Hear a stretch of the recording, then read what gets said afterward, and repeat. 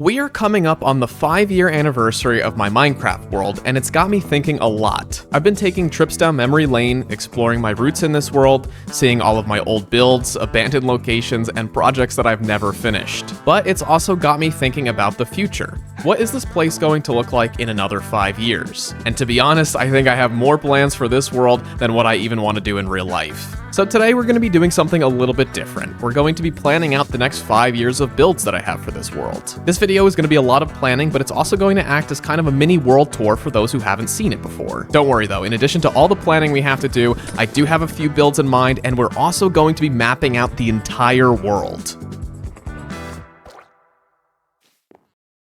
Okay, let me preface this right away and just say, the plans that we make today are subject to change at any time. If I continue this YouTube thing and I don't do one of these projects by 2030, I don't want anyone getting out their pitchforks. So let's start with what my overarching plan is with this world. Currently, we're focused on finishing our island. For those who don't know, this island here was originally a mushroom island that I've been working to convert over to a lush, magical, ancient sort of civilization. I love the grass color in this biome, but it is just so plain and flat. So we desperately need to do some terraforming here. Terraforming is a pretty difficult thing for me. Building custom trees, rivers, cliffs, hills, beaches is so time consuming, but it is really necessary for this project. And I also want to sprinkle in some ruins and other different small builds scattered throughout. I have a rough plan in mind for this, and we're going to be getting to this a lot sooner than you guys probably think. Most pressingly though, we have this little eyesore here. This is my iron farm. It's by far the most important farm in my world, but it's hideous. The location of this farm is so critical because it's just far enough away from my base that it's always loaded and getting all of the iron that I need for trading and beacons, but I think we have to cover it up with something. So, you know how I said I wanted to map out the entire world in the intro? Well, I think this location is the perfect place to build like a map room or monument. So let's hit a quick time lapse.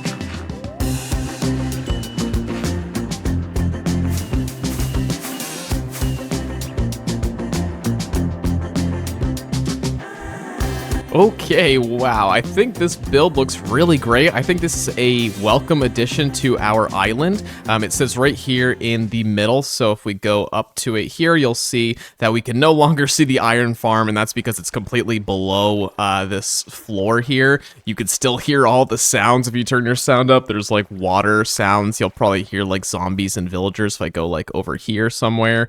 Yeah, there's the zombie noises, but that's okay. I think it looks really good, and like turning around, it like really frames our tree really well if you like walk through it. So you'll notice we don't have any of the maps in here. I've made a couple, so if I just grab them here and then pop them on the floor, we should see the whole layout look really good here. Oh, there's something wrong with this, not quite the right order.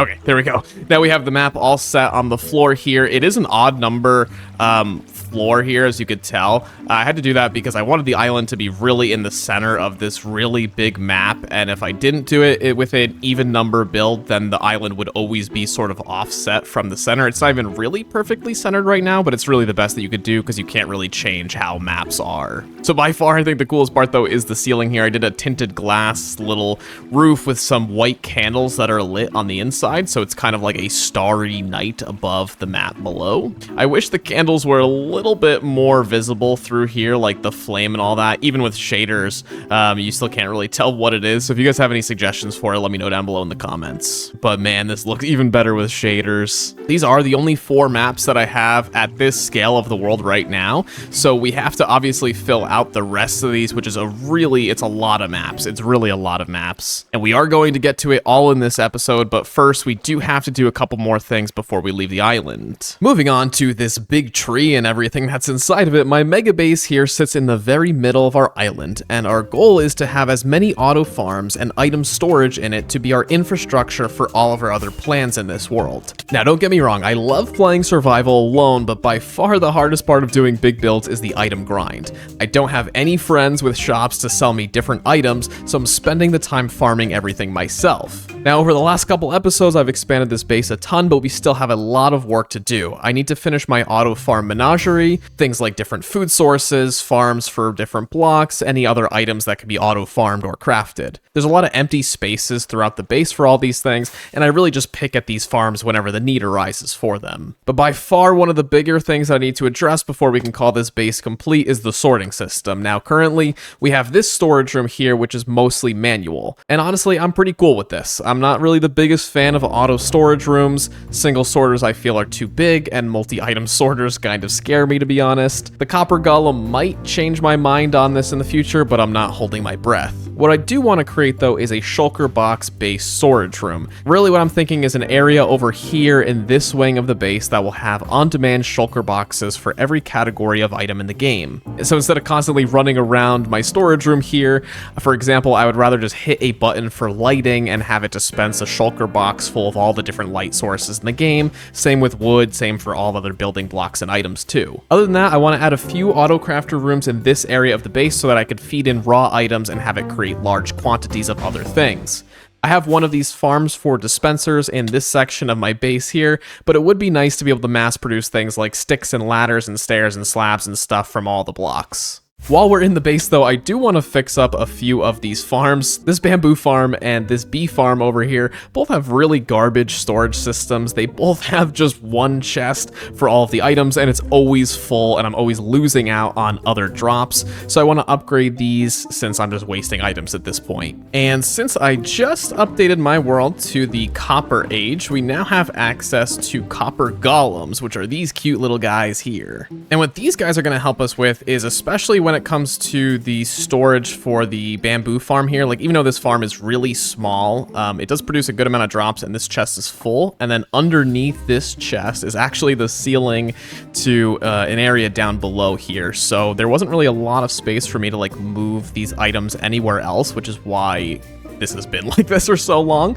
But I think we could use one of these guys to pick up the drops from over here and then bring them to like some chests that we'll build over in this area, and the same thing for the bee drops over here. So we'll just build out like a little storage area in this section of the base. I'm just hoping that this guy can reach this area from over there, but I think it shouldn't be a problem.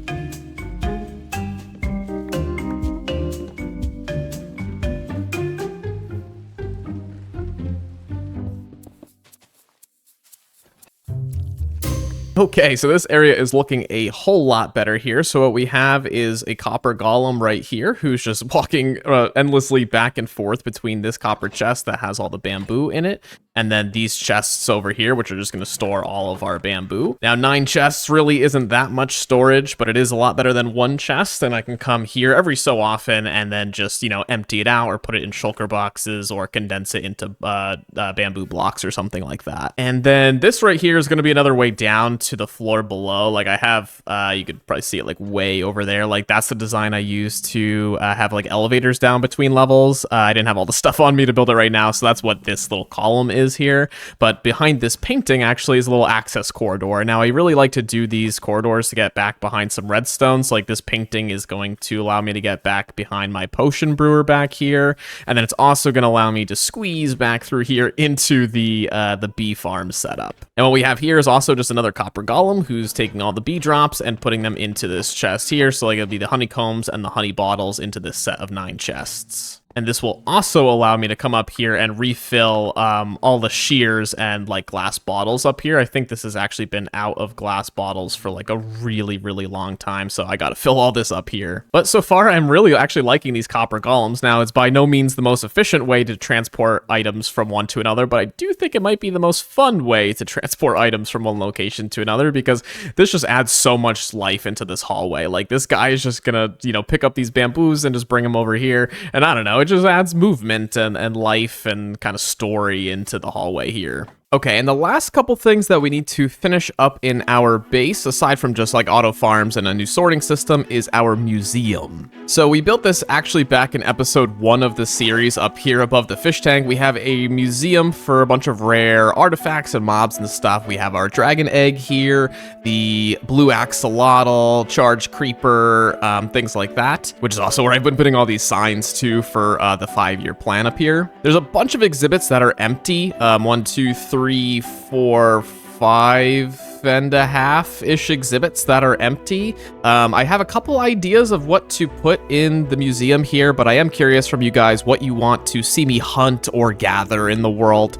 Could be really anything, something rare, something unique, something meaningful, or anything like that. And then lastly, we need to make a new villager trading hall. So we have this one here, which is for all of our librarians. It has all the different books in the game inside each of these villagers. And then my important ones like mending, which I don't really use anymore, and unbreaking is here too. And then we have this smaller trading hall over here. This is just for trading iron to emeralds.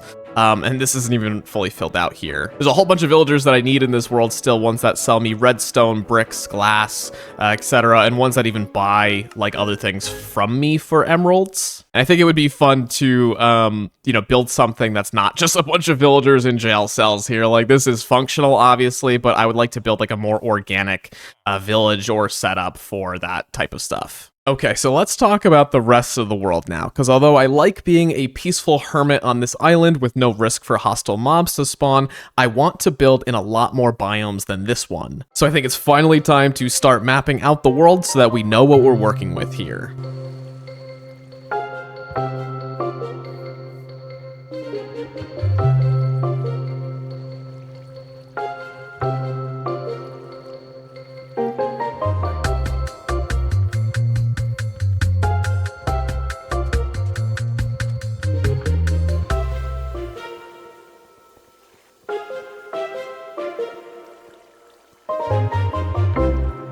Okay, so the map is all done here. As usual, it took way longer than I had expected. I'm really bad at estimating how long things take in this game, but I mean, just look at this. Like, this is just insane how big this map is. This is using level 3 maps, and it's roughly like 10 by 10 blocks, like excluding the corners, and that means that each of these maps is about 1,000 blocks wide, so this is like a 10,000 by 10,000 map. And what I mean by mapping out the entire world, because, the Minecraft world is infinite, but I've been saying that we're mapping out the entire world. What I actually mean by that is that, for all intents and purposes, this is the size of our Minecraft world. Now, obviously, new biomes will come out in the future that aren't going to be loaded here, but for the most part, this is where I want all of my builds in my whole world to be focused on, with the island in the very center of it. So you can see various different details. You can see our guardian farm here. This is our axolotl outpost that we built in episode 2, I believe.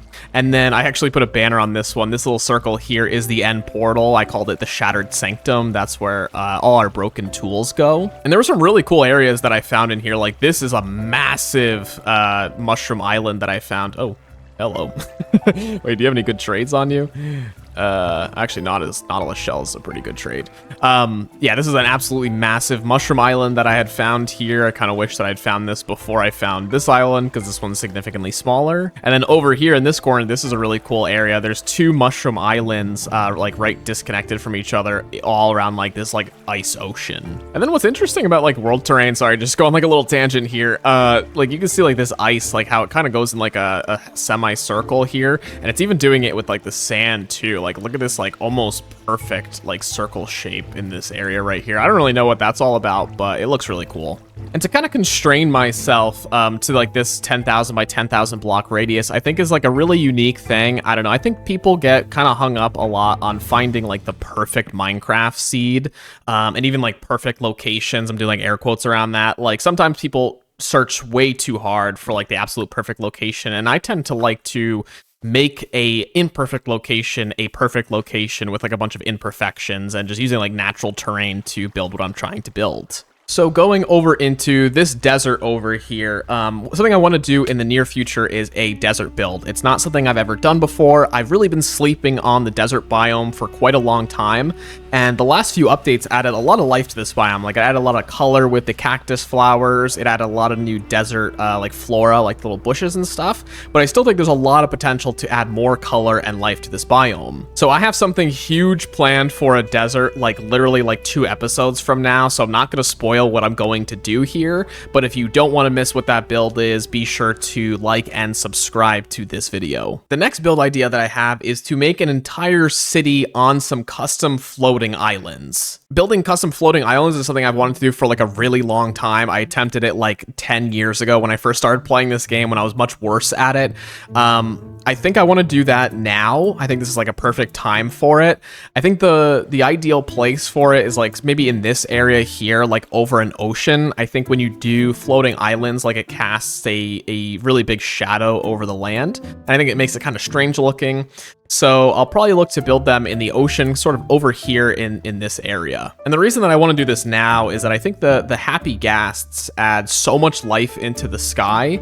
And I kind of want to build like a civilization where like the sort of culture of the people living there use the happy ghasts to travel from like island to island, like floating island to floating island. And I think the happy ghasts like add a lot of life, a lot of movement, and a lot of lore that I could potentially add to that city. And honestly, that might be where I put that villager trading hall that I was talking about a minute or two ago. So another idea that I had, and by the way, this episode took a long time to release, like it's a month since like my last Let's Play. I've been traveling a lot in real life. I recently took a trip through California. I went up to the Redwoods National Forest, and while I was there, I saw the most breathtaking things that I've ever seen really in my whole life. They're some of the oldest, tallest trees in the world, some of the freshest air that my little gamer lungs have ever breathed. And while I was there, all I could think about was how sweet would it be to have a redwoods forest biome in Minecraft. Unfortunately, though, Mojang has said that they will never add a redwood trees to the game or redwoods biome to the game because it's too similar to the mega taiga, which is unfortunate, but I want to take a mega taiga and I think I want to transform it into a redwood forest with some custom trees, some scenery, and things based on some locations and things that I photographed and visited in real life. I've never done a biome transformation before, but it is something that I really want to get good at as a long-term Minecraft player. I'm not really good at terraforming, but I want to do a lot of terraforming in the future. And another biome that I've never built in is like snowy or ice biomes. I've been avoiding them for too long. I want to make a small little tiny city in either an ice biome or a snow plains biome, have like, you know, different ice farms, snow farms, somewhere tucked in probably this region of the map over here. And then I want to take some forest and plains biomes and make some villages in them. One idea I have for a village is like a pop culture town. Being able to build like a city with things from video games, movies, or TV is something that I'm really passionate about. That some examples like off the top of my head are like a place to have like Animal Crossing houses, like some Stardew Valley inspiration, some stuff from Hollow Knight or Binding of Isaac.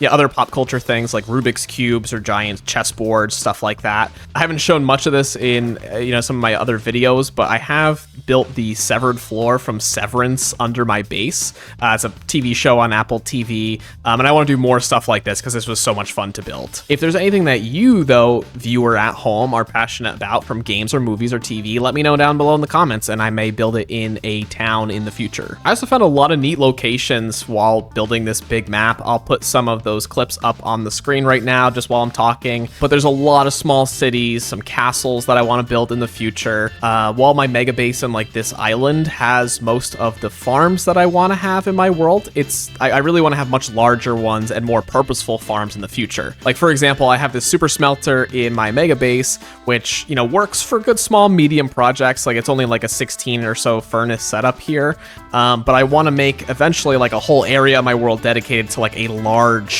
mega super smelter and then have some like themed builds around it. So like, for example, this is a natural cave entrance that I found while doing this big map and have this like big open area in here. And my first thought for this would be to have like a dwarven themed mining village down here where I could put either like a mega mine or like that super smelter or something like that, like in here. And then looking back at the map and, what I called my shattered sanctum over here, it really makes me want to name more of my locations and then like add other lore to my world. So like starting with my main island here, like I haven't really been calling the island anything. Like I just call it my island. I've toyed with some ideas in the past of like what to call it.